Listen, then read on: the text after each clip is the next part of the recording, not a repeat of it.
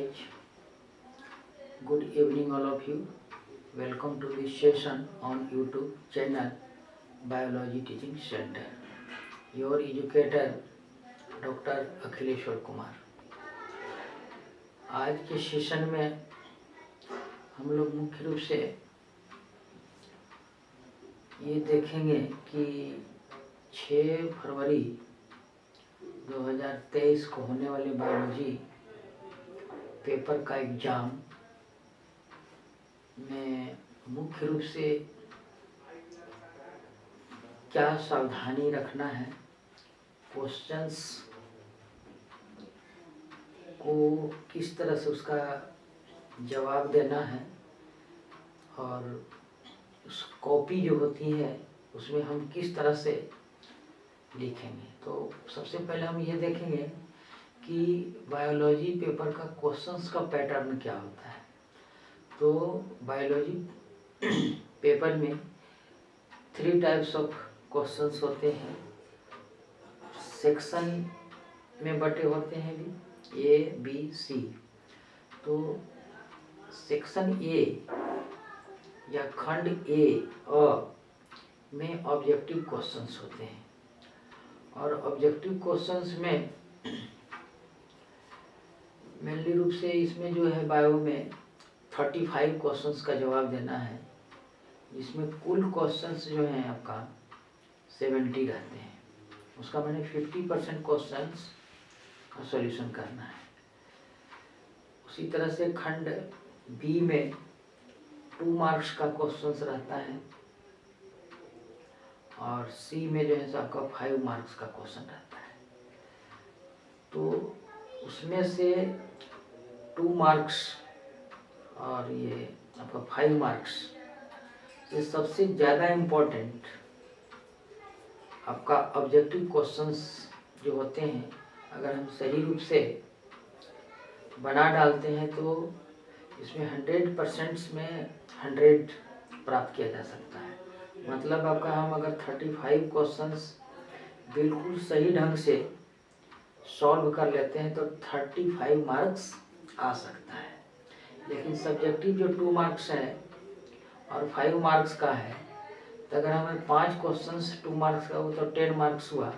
तो 10 मार्क्स कोई ज़रूरी नहीं कि मिल ही जाए, वो आपका टीचर्स पर डिपेंड करता है, आपके लिखावट पर डिपेंड करता है।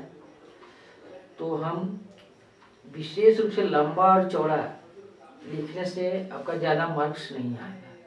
उसमें है कि क्वेश्चंस क्या कह रहा है और उसका जो है लिमिटेशन क्या है। मतलब 2 मार्क्स का है तो हम एक ही क्वेश्चन 2 मार्क्स में भी हो सकता है, 5 मार्क्स में भी हो सकता है। अगर 2 मार्क्स का है तो हमें उसमें क्या लिखना है, और अगर वही क्वेश्चंस 5 मार्क्स में है तो उसमें क्या लिखना है, ये इसको लिमिटेशन बोलते हैं। तो लिमिटेशन में ध्यान रखना है। अब सपोज दैट कि DNA फिंगर प्रिंटिंग क्या है, सपोज दैट एक क्वेश्चन है जो बहुत ही इम्पोर्टेंट है। तो DNA फिंगर प्रिंटिंग क्या है, ये 2 मार्क्स में भी पूछा जा सकता है और आपका 5 मार्क्स में भी पूछा जा सकता है। तो दोनों में शुरुआती तो मेनली रूप से या ऊपर में जो है इस तरह से समान ही लिखाएगा, लेकिन इसमें कुछ मेन जो पॉइंट्स हैं 2 मार्क्स के लिए, तो DNA फिंगर प्रिंटिंग है क्या चीज़, उसका क्या आपका एप्लीकेशंस है, और अगर 5 मार्क्स में है तो DNA फिंगर प्रिंटिंग है क्या जी, थोड़ा सा डिटेल में लिखना है। उसमें डायग्राम भी दे सकते हैं जहाँ अगर ज़रूरत है। तो इस तरह से थोड़ा सा शांत पूर्वक रहकर क्वेश्चंस को देखना है कि इसमें क्या कहता है। सीधे लोग समझते नहीं क्वेश्चंस को, उसी में खंड भी जुड़े रहते हैं। सपोज दैट अगर 2 मार्क्स का क्वेश्चन है, इसी उदाहरण लेते हैं कि DNA क्या है। तो DNA क्या है क्वेश्चन है, और इसी में थोड़ा सा जोड़ दे कि इसका महत्व क्या है। DNA क्या है, इसके एक महत्व या 2 महत्व के लिए, इसमें 2 पार्ट्स हो गया। तो इसमें हम स्पष्ट रूप से सबसे पहला पैराग्राफ में लिखेंगे कि डीएनए क्या है। सबसे पहली बात तो मान लिया जाए कि डीएनए पॉलीमर ऑफ न्यूक्लियोटाइड्स। अगर हम इतना भी लिख देते हैं सपोज दैट, तो 1 मार्क्स तो श्योर इसमें डाल देगा। अब दूसरी बात है कि इसका क्या है, उपयोग है। तो सबसे पहले जो है या इसके महत्व को बताएं, डीएनए के क्या महत्व है। तो अगर हम 1 पॉइंट भी लिखते हैं कि डीएनए जो है सबका जीवों में जो है आनुवंशिक पदार्थ के रूप में कार्य करता है। तो 1 पॉइंट और 1 पॉइंट अगर हम इसको तोड़ करके लिखते हैं तो 1 मार्क्स उसमें उसको देना ही है और 1 मार्क्स इसमें देना है। तो 2 मार्क्स हम आसानी से स्नैच सबका कर सकते हैं एग्जामिनर से, है ना, उससे हम ले सकते हैं। तो कोई भी जिस तरह क्वेश्चंस में जो खंड बाई खंड अगर है तो उसको खंड बाई खंड जवाब देना चाहिए, तो आपका सही मार्क्स मिल पाएगा। ये नहीं कि सीधे खंड में है, हम एक ही खंड में दोनों को घुसा रहे हैं, वैसा नहीं होना चाहिए। अब अगर किसी चीज़ में कि क्रॉसिंग ओवर क्या है, सपोज दैट क्वेश्चंस है, इसके महत्व को बताएं, तो क्रॉसिंग ओवर हम बता दिए, फिर आप नीचे लिखें आपका significance of crossing over heading line, उसके नीचे हम पॉइंट भी लिखेंगे। तो इस तरह से एग्जामिनर को लगता है कि ये सही झलकता है क्वेश्चन। और एक ही पैराग्राफ में आप लिखिए क्रॉसिंग ओवर क्या है, इसका महत्व को भी लिख दिए, तो महत्व आप लिखे उसमें उन्हें पता चलता है कि आपने महत्व को भी ठीक ढंग से दर्शाया है। तो ये सब आपका एग्जामिनेशन में जो है आपको ध्यान रखना पड़ेगा। या उसी तरह से अगर लॉन्ग क्वेश्चन से 5 मार्क्स का क्वेश्चन है तो उसमें भी जो है आपका पैराग्राफ में ही जिस तरह से क्वेश्चंस है, सपोज कि कैंसर क्या है, एक मान लीजिए लॉन्ग क्वेश्चन है, तो व्हाट इज कैंसर, तो कैंसर हम बतलाएंगे क्या है। फिर इसके सिम्टम को लिखें, तो कैंसर क्या है, तो कैंसर है क्या है, अनियमित आपका माने आपका ग्रोथ होने वाला जो है सो अनियमितता है सेल में, uncontrolled growth of the cell, मतलब उसमें जो अनियंत्रित आपका कोशिका जो विभाजित होती है उसको हम कैंसर कहते हैं। अब है कि इसके लक्षण को लिखें, तो हम लिखेंगे कि यहाँ पर लक्षण हेडिंग लाइन दे करके और फिर इसमें हम पॉइंट देंगे कि इसमें क्या लक्षण है, क्या लक्षण है। फिर है कि इसका हम उपचार, अगर तो ट्रीटमेंट या उपचार हेडिंग लाइन देंगे, उसके नीचे लिखेंगे। तो हमेशा माने इस तरह से दर्शाएं जैसे क्वेश्चंस कहे उस तरह से आपका टू दी पॉइंट अगर आप लिखते हैं तो आप एग्जामिनर से नंबर को आप छीन सकते हैं कि क्या होना चाहिए। तो ये सब बातें पर ध्यान देना चाहिए। और अगला ध्यान है कि अगर हम खंड ए में ऑब्जेक्टिव क्वेश्चंस हैं तो हम बी भी शुरू कर सकते हैं, लेकिन सही चाहिए कि हम पहले एक खंड से ही क्वेश्चंस को सॉल्यूशन करें, इसके बाद बी से करें, सी से करें। ऐसा होता है कि जनरली सी पहले डाल दिए फिर बी डाले, ये डाले, वैसा दिक्कत नहीं है, लेकिन एक सिस्टमेटिकली कोई चीज होता है तो सिस्टमेटिकली ढंग से ठीक है। हमें 35 क्वेश्चंस ऑब्जेक्टिव में हमको बनाना है, तो उसके लिए हम सफिशिएंट जगह छोड़ दें, थोड़ा एक अनुमानता कि इतना में ये, या नंबरिंग दे देंगे 1 से 35 तक, उसमें तो ABCD लिखना है, या शब्द को भी लिख सकते हैं, लेकिन ABCD तो मस्ट है लिखना उसमें कि ए आंसर सही है, बी आंसर सही है, या डी सही संग है। उसके साथ आप ऑब्जेक्टिव जो शब्द रहता है उसको भी लिख सकते, पूर्ण विराम आप देंगे। बहुत सारे ऐसे विद्यार्थी होते हैं कि आपका फुल स्टॉप कॉमा ये सब पर ध्यान नहीं देते हैं। अगर हम क्वेश्चन नंबर 1 है तो उसका आंसर अगर ए है तो क्वेश्चन नंबर 1 लिखकर इस तरह से हम देख सकते हैं कि आपका क्वेश्चन नंबर 1 और इसका जवाब आपका यहाँ पर ए, इस तरह से लिखेंगे। अब मान लिया जाए कि इसमें शब्द है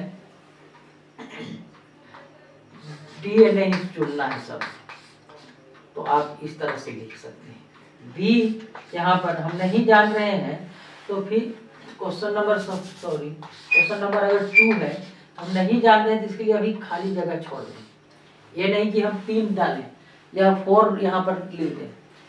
फिर हम मान लीजिए क्वेश्चन नंबर हम 3 बनाए तो यहाँ पर मान लीजिए सी जवाब है। अब इसमें मान लीजिए कि RNA अगर इसका जवाब है तो इस तरह से हम लिख सकते हैं। जो नहीं जान रहे हैं इस तरह से तो आपका ब्लैंक छोड़ दीजिए अभी, ये नहीं कि इसको यहाँ पर लिख डालें। हो सकता है फिर हम रिपीट करेंगे तो ये सॉल्व हो जाए, या नहीं भी सॉल्व होता है तो हम अगला 35 क्वेश्चन की लेंगे 1 2 फिर अगला 5 3 4 इस तरह से। तो यहाँ पर ब्लैंक रहेगा तो कोई प्रॉब्लम नहीं है। ये हमको 35 होना चाहिए। तो इस तरह से माने पूरे सेक्शन जो होते हैं, खंड जो होते हैं, उस सारे का आंसर जो है सो एक जगह होना चाहिए। बहुत सारे हम लोग देखते हैं कॉपी जब जांच करने जाते हैं तो 10 सब्जेक्टिव यहाँ बना दिया, इसके बाद फिर सब्जेक्टिव 2 नंबर का लिख दिया, फिर उस बीच में जो है 11-12 ऑब्जेक्टिव बना रहा है, फिर एक जो है सो लॉन्ग क्वेश्चंस बना दिया और फिर जो है सो वहाँ पर 2 ऑब्जेक्टिव बना रहा है। इससे क्या होता है, मार्क्स आपका एग्जामिनर के द्वारा छूट सकता है। एक जगह रहने पर वो छूटता नहीं है और जांचने में भी परेशानी होती है। तो इस तरह से सेक्शन बाई सेक्शन, खंड बाई खंड एक जगह उसको आप अगर 2 मार्क्स का क्वेश्चन लिख रहे हैं तो आपका खंड ऊपर में इस तरह से ये आपका सेक्शन ए हुआ, ऊपर में हेडिंग लाइन अवश्य दें और इसके बाद ये समाप्त हो जाए तो आपका इस तरह से अंडरलाइन नीचे अवश्य करें। फिर आपका यहाँ पर मान लीजिए सपोज सेक्शन बी है तो इसका जवाब आप एक क्वेश्चन अगर हम लिख रहे हैं यहाँ पर मान लीजिए क्वेश्चन नंबर 1 तो आप इस तरह से जरूर लिखें, नंबरिंग देना ना भूलें। अब यहाँ पर मान लीजिए क्वेश्चन से अगर यहाँ से लेकर के यहाँ तक हो गया तो नीचे एक लाइन इस तरह से अवश्य खींच दें। इससे पता चल जाता है कि इस पैराग्राफ या इस क्वेश्चन में जैसे यहाँ तक लिखा हुआ है। तब फिर हम यहाँ पर क्वेश्चन नंबर आपका 2 शुरू करेंगे इस तरह से। फिर यहाँ पर लिखने के बाद फिर लास्ट में जो है इस तरह से अंडरलाइन करना और चाहिए। ये सब चीज़ जो है सो लिखने का तरीका है और एग्जामिनेशन में ये सही तरीका है। तो ये सब बातों पर ध्यान देना चाहिए। सेक्शन हम ए है तो सारे 35 क्वेश्चंस के लिए स्पेस रख दें, या 1 2 3 4 5 6 हम लिख सकते हैं कि हम 35 कंटिन्यू तो नहीं बना सकते। कोई ज़रूरी नहीं कि हम सब सही 1 से उठाए और हम 35 तक सही बना रहे हैं। इसलिए आपको नंबरिंग नहीं करना है। पहले आप एक स्पेस छोड़ दें, भले हम एक लाइन में एक का ए जवाब दे सकते हैं तो हम 35 लाइन को छोड़ सकते हैं। तो इस तरह से एक जगह होना चाहिए। अब 35 में आपका 1 हुआ क्वेश्चन, फिर आपका हो सकता है 5 क्वेश्चन भी हो सकता है, इसमें 5 नंबर देंगे, फिर मान लीजिए 7 होगा, 11 हुआ, 12 हुआ, इस तरह से मैंने कोई भी 35 गिनती में आना चाहिए। और जो हम पहले जान रहे हैं उसी का हम पहले सेलेक्ट करेंगे या क्वेश्चन का आंसर जवाब देंगे। उसमें हम समय लॉस नहीं करेंगे, सोचेंगे नहीं। वहाँ पर अधिक सोचने पर वो आपका सॉल्व हो जाएगा, ऐसा भी कोई बात नहीं। आप आगे बढ़ते जाएं 1 से लेकर के 70 क्वेश्चन जो है 70, उसमें देखें कि कौन कौन हो सकता है, या आप हल्का हल्का टिक लगाते जाए। अब देखिए 35 क्वेश्चन हो गया तो जो जो आपका सीरियल्स है नंबर 1 3 8 11 13 और उसी को आप लिखिए, उसका ABCD और शब्द को अवश्य लिखेगा। ऑब्जेक्टिव का जो शब्द है ऑब्जेक्टिव में उसको लिख करके यहाँ पर पूर्ण विराम अवश्य दें। थोड़ा सा एक सीक्वेंस में लिखना चाहिए। अगर क्वेश्चन नंबर 1 है तो यहाँ पर इस तरह से है, ABCD है तो एक लाइन में होना चाहिए, शब्द है तो थोड़ा सा देखने में लिखावट में अच्छा लगता है। राइटिंग से पहले एग्जामिनर समझ लेता है कि ये विद्यार्थी कितना बढ़िया है। आप खूब लिखते हैं लेकिन अगर आपका राइटिंग नहीं है, टेढ़ा मेढ़ा लिखने का है, जैसे तैसे लिखने का है, तो वो परेशानी होती है। तो ये सब बातों पर आपको इस तरह से ध्यान देना है। और यहाँ पर ये मान लीजिए कि ये कॉपी है, बोर्ड की कॉपी है, ये देख रहे होंगे, ये आपका बिहार विद्यालय परीक्षा समिति द्वारा ही है। तो इसमें दोनों तरफ जो है आपका देख रहे हैं, ये तो परीक्षा आप लोग ये चुके हैं और भी, लेकिन ये सावधानी रखना चाहिए कि यहाँ पर क्वेश्चन मार्क्स आपका क्वेश्चन नंबर 1, क्वेश्चन नंबर 2 और इसमें जो है सो किसी तरह का प्रयोग करने के लिए नहीं कहता है। यहाँ तक आप यहाँ नहीं लिखें, ये साइड जो मार्जिन है उसमें आपका एग्जामिनर जो है सो आपका मार्क्स देते हैं, तो यहाँ से शुरू करें और यहाँ तक ही ले जाएं। क्वेश्चन नंबर का जो है यहाँ पर 1, 2, 3 जो भी है इधर देना है और इसके बाद यही तक लिखना है। और यहाँ पर जो है कोई भी अगर हम क्वेश्चन शुरू करते हैं तो क्वेश्चन नंबर 1 तो यहाँ से सटा करके जनरली विद्यार्थी लिखते हैं। थोड़ा सा यहाँ शुरू जब भी करते हैं तो थोड़ा सा इस ढंग से शुरू करना चाहिए यहाँ से, और इसके बाद दूसरा जब लाइन आएगा तो फिर यहाँ पर इस लाइनिंग जो है उस वहाँ पर से आना चाहिए। फिर इस तरह से बराबर होना चाहिए। 5 लाइन अगर लिखे हैं तो यहाँ से यहाँ तक सटा हुआ होना चाहिए, और अंत में जहाँ पर भी पैराग्राफ समाप्त होता है वहाँ पर ये पूर्ण विराम, बीच में भी पूर्ण विराम होगा। इसके बाद क्वेश्चन नंबर ये समाप्त हो गया तो 1 या 2 लाइन इस तरह से खींच देना चाहिए। फिर हम यहाँ से लिखेंगे, इससे पता चल जाता है कि साफ सुथरा, और बिल्कुल सटा करके जो लिख देते हैं लगता है कि यहाँ से लेकर के यहाँ तक एक ही। तो ये सब जो है थोड़ा सा सावधानी रखना है। अगला बात ये है कि अगर हम कोई भी बायोलॉजी में जो है सो डायग्राम का बहुत महत्व है। आप लिख दिए उसके बारे में, लेकिन डायग्राम अगर नहीं दिए तो आपका उसमें मार्क्स आप नहीं ले सकते हैं।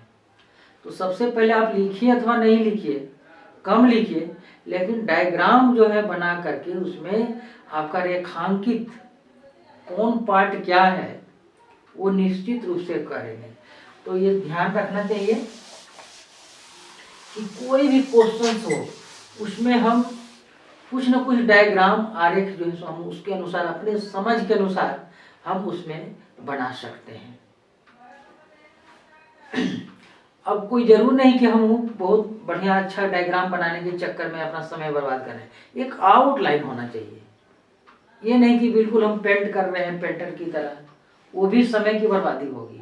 आउटलाइन, यहाँ पर डायग्राम का मतलब है आउटलाइन, हम उसको समझा रहे हैं कि ये है क्या है, ये है क्या है और कौन पार्ट कहाँ है, ये ध्यान देना है। अब कहने का मतलब है हम ये स्पर्म, ह्यूमन मानव शुक्राणु, तो हम उतना बढ़िया डायग्राम नहीं भी खींचते हैं तो हम एक आउटलाइन ये दे दिए कि ये आपका हेड है, ये इस तरह से, इसमें जो है आपका मिडिल पार्ट्स है, अब इसमें जो है आपका ये टेल है, इससे भी बना सकते हैं। अब ये भाग हुआ तो मेनली रूप से ये जो है आपका जो है इसमें आपका ये दिखाना है कि ये हेड हुआ, तो आप इस तरह से लिखेंगे साफ सुथरा। ये आपका यहाँ से लेकर के यहाँ तक आपका मिडिल पीस है, ये आपका मिडिल पीस है, ये आपका ये टेल है, तो इस तरह से हम साफ सुथरा लिख सकते हैं। तो ये सब ध्यान देना है। अगर हम इतना भी अगर इस तरह से बना दें कि स्पर्म जो है का स्ट्रक्चर में आपका इसमें 3 पार्ट्स होते हैं, तो अगर आप ये इतना जान लें तो इसके बारे में आप निश्चित रूप से लिख सकते हैं कि इसमें जो है सो फर्स्ट जो पार्ट होता है वो हेड होता है, जो आपका सबसे अपर पोर्शन होता है। इसमें जो है आपका ऊपर वाला जो पार्ट होता है वो पॉइंटेड होता है, जो आपका एक्रोसोम कहलाता है। ये भाग जो है सो एक्रो, ये आपका न्यूक्लियस। तो इस तरह से हम हेड के बारे में लिखिए। दूसरा पॉइंट है कि मिडिल पीस जो है आपका यहाँ पर सेंट्रोसोम होता है, और इसमें जो है इस तरह से स्पाइरल जो है सो माइटोकॉन्ड्रिया ये होता है, और इसमें से एक्सियल फिलामेंट्स बीच में होता है इस तरह से। तो हम मिडिल पीस के बारे में लिखिए। और इसका अंतिम भाग जो है सो आपका ये टेल के रूप में होता है। तो इसमें आप आसानी से 2 मार्क्स ले सकते हैं। तो ये सब थोड़ा सा सावधानी रखना है। कोई भी हो डायग्राम ये सब साफ सुथरा लिखना चाहिए। ये आपका इस तरह से है, ये आपका ये हुआ, और यहाँ से यहाँ तक जो भाग हुआ वो मिडिल पीस हुआ। इस तरह से आपको दिखाना चाहिए। और भी गलती करते हैं कि इसमें आपका पहला लेटर जो है सो कैपिटल, बाकी स्मॉल होना चाहिए। बहुत सारे ऐसे विद्यार्थी होते हैं कि ये इस तरह से लिखे और फिर इसको बस कैपिटल कर देते हैं और फिर ऐसे कर देते हैं, जो कि बहुत ही गलत है। इस तरह के भी बहुत सारे ऐसे विद्यार्थी होते हैं। इससे पता चल जाता है कि आप इस विद्यार्थी को कोई नॉलेज नहीं है कि कैसे लिखावट होनी चाहिए। यहाँ पर हम कैपिटल दे सकते हैं, बाकी स्मॉल लेटर होना चाहिए। या फिर हम पूरे में कैपिटल में लिख सकते हैं, इस तरह से हेड, इस तरह से लिख सकते हैं। ये तरीका ठीक है, ये तरीका ठीक है, लेकिन कभी भी कैपिटल और स्मॉल मिला करके नहीं लिखना चाहिए। ये सब चीज़ सावधानी होनी चाहिए, और हमेशा चाहे कोई भी सब्जेक्ट हो इस तरह से ध्यान देना। वो आप हिंदी में लिखें, हिंदी में अगर लिखते हैं तो सिर लिखना है, या आपका मध्य, अब हिंदी में थोड़ा सा परेशानी होती है साइंस में, और टेल तो पूछ हुआ, तो middle piece, head, tail, nucleus या केंद्रक, एक्रोसोम। अब एक्रोसोम का हिंदी कुछ नहीं मिलेगा, इसको हम अगर लिखते हैं तो एक्रोसोम। अब इस तरह से लिखिए या इस तरह से लिखिए, जो भी सुविधा हो, एक्रोसोम, एक्रोसोम। तो ये सब बात पर दोनों नहीं लिखना है, समय की इसमें लॉस होगा। इसको लिख रहे हैं या इसको लिख रहे हैं, दो में से कोई एक ही चीज को लिखना है। तो ये सब बात पर जो है आपको ध्यान देने की जरूरत है, तो हम अधिक से अधिक मार्क्स इसमें हम ला सकते हैं। और मात्र आप लोगों को जो है अब एक दिन रस शेष रह गया रिवीजन करने का पूरे का, तो आप जहां तक हो उसमें नया तरह के क्वेश्चंस नहीं पढ़े। अब आप जो भी पढ़े हैं ऑब्जेक्टिव है, तो जहां तक हो, अगर कहीं पर कलेक्शन है या यूट्यूब चैनल पर ही बायोलॉजी टीचिंग सेंटर में अगर ये है, तो आप उसको पूरे को रिवीजन कर लीजिए। या और जो सब्जेक्टिव और शॉर्ट और लॉन्ग है, आप जिस क्वेश्चन को समझ रहे हैं तो ठीक है, नया एकदम बिल्कुल देख रहे हैं, पहले से कभी नहीं पढ़े, तो अब उसको अब टच नहीं करना है। जो पढ़ा हुआ है उसी को रिवाइज कर लेना है, थोड़ा सा एक नज़र देख लेना है। तो इस तरह से ये सब सावधानी आपको परीक्षा में रखना है। और इसी ख्याल से हम जो है सो आज का सेशन मुख्य रूप से रखें कि जो कुछ बच्चे लोग जान नहीं पाते हैं, वो अनजाने में जो है सो गलती करते हैं, जिसका असर जो है सो मार्क्स पर होता है। तो ये सब छोटी छोटी सी चीज़ है जिस पर आपको ध्यान रखने की ज़रूरत है। तो इसी के साथ जो है हम आज का सेशन यहीं पर समाप्त करते हैं, और हम उम्मीद करते हैं कि आप लोगों को यह आपका सेशन जो है सो पसंद आया होगा और आपके लिए बेनिफिशियरी होगी। तो आप कल जो है सो आप इसे दिन भर जो है सो रिवीजन कर लें। और अगर यह वीडियो इस तरह का आपको पसंद आया तो आप इसे लाइक करेंगे और अपने फ्रेंड्स और क्लासमेट्स के बीच शेयर अवश्य करेंगे। Thank you. गुड।